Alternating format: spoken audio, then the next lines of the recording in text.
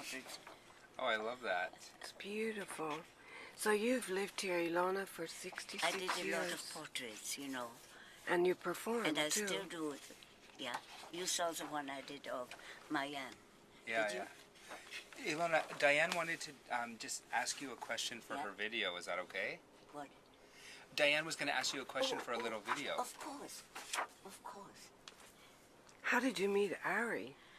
Well, I was minding my business, walking across the street, and this young man with a very charming jacket, very unusual, comes and approaches me and said, "May I take your photo, please?" And I said, "Certainly, but what do you need it for?" He said, "I take women over 75 who still have a spirit and dress colorful." I said, "Voila, no voila, here I am." I love it. And then you And invited then him into your place. He asked me several questions, and we became friends. And I saw he was not just in fashion, but he had a good heart, and he was very lovely as a human being. And as you get older, as we all get older, I think success is wonderful, and money is marvelous. But the main thing, when you really get older, is when you meet people, do they have heart? For me, anyhow. For me, too. Because you can take it with you. Any day I might kick off. I'm very much aware of it. So I like to do all the nice things right now while I'm alive. Which is the best way. Yeah. Because that's what keeps you alive. Sure. Sure. And in doing something nice, I feel very potent. I feel I'm not a dead fish. I mean, I'm not gone. I have still something to give, something to offer. My paintings, which I do every day, or drawings, keep me going because I feel I'm not useless, because I'm old and I'm pretty much weaker, and I walk very slowly and lots of things in the body.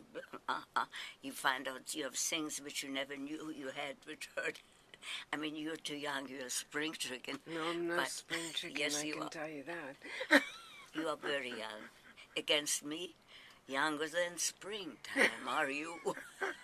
It's all relative, right? Yeah. But anyhow, so my life has become, through Ari actually, completely changed.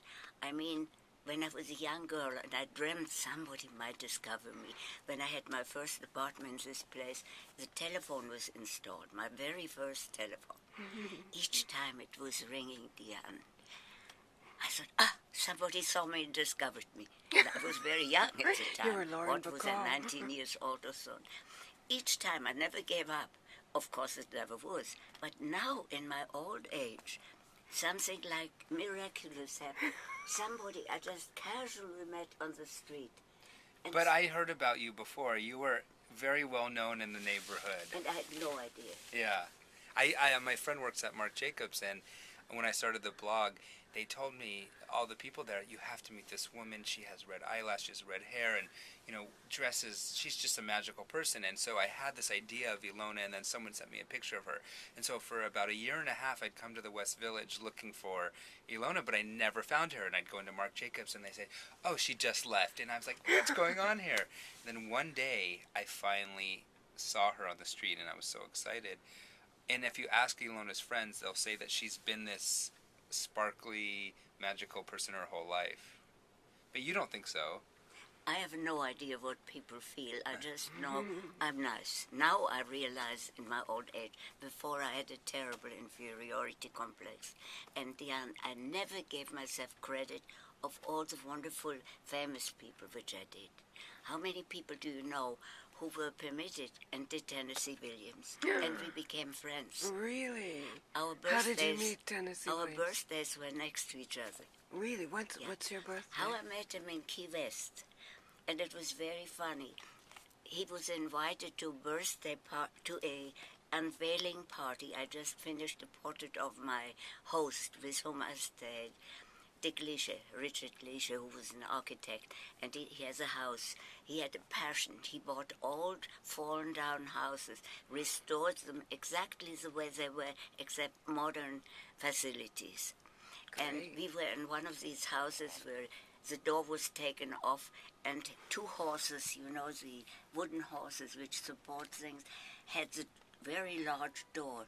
On it he had from his grandmother embroidered beautiful cloth, a tablecloth, beautiful silverware, beautiful glassware, and here, and he took 2 bed sheets with stripes with golden ropes, and that was the entrance. It was like a stage.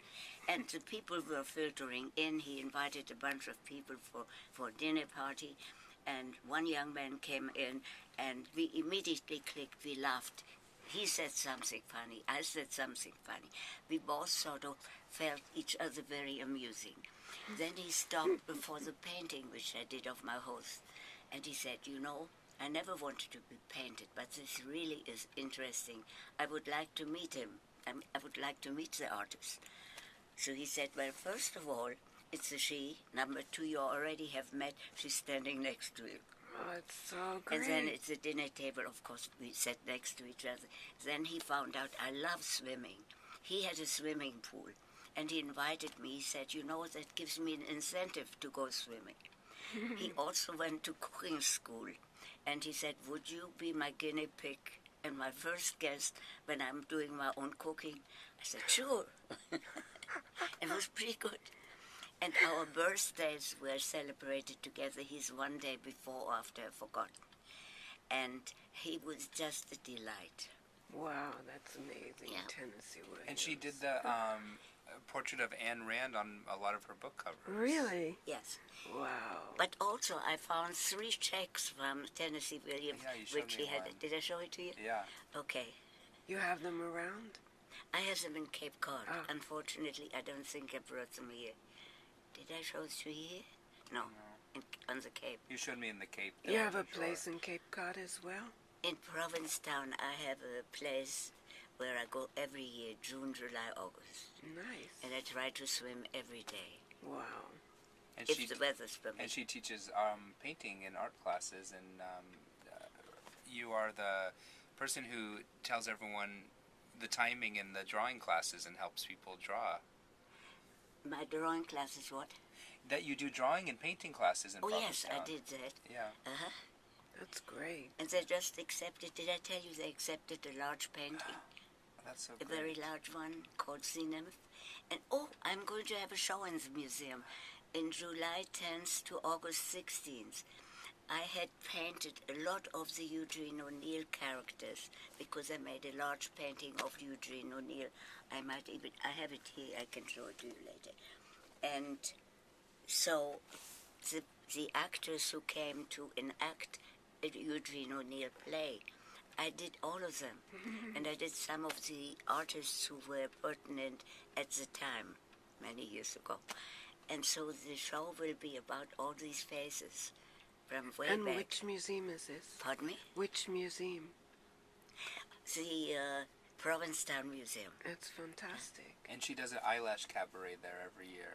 Yes, I'm to sure. benefit the thing. I sing How a little great. Marlene Dietrich song. I sing a little bit Edith Piaf song. Tell them funny stories. You know. That's great. So it's an all-around, very warm kind of a thing. Very simple and warm. Fantastic.